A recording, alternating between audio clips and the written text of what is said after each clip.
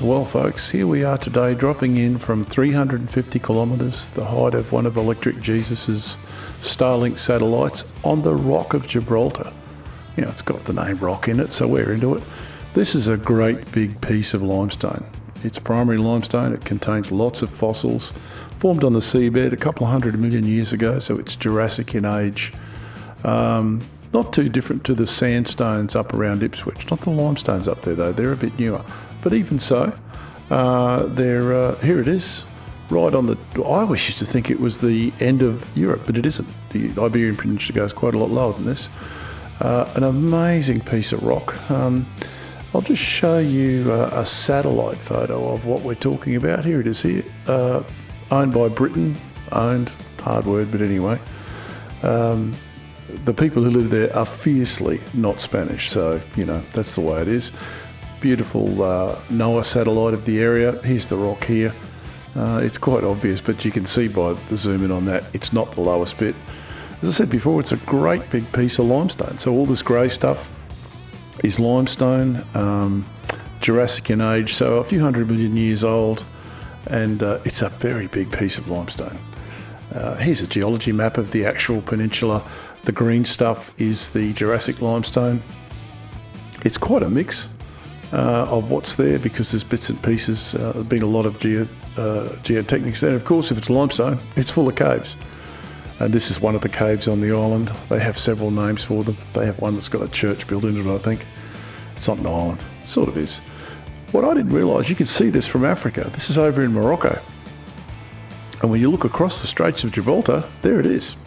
So yeah, I think the telephoto lens has done a bit of a job there, but even so, as sea levels rose and fell, this thing wasn't an island, it was a mountain range.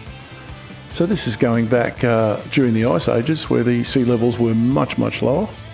And this place was also where the last Neanderthal skeletons have been found. So this was the last holdout of the Neanderthals.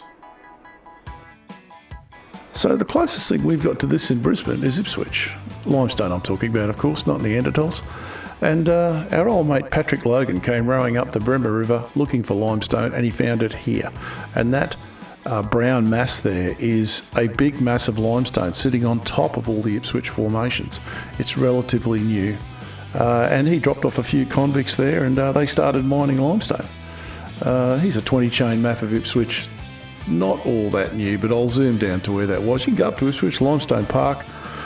Bit of a giveaway. It's a lovely place. It really is. That Limestone Park, you could spend hours walking around that.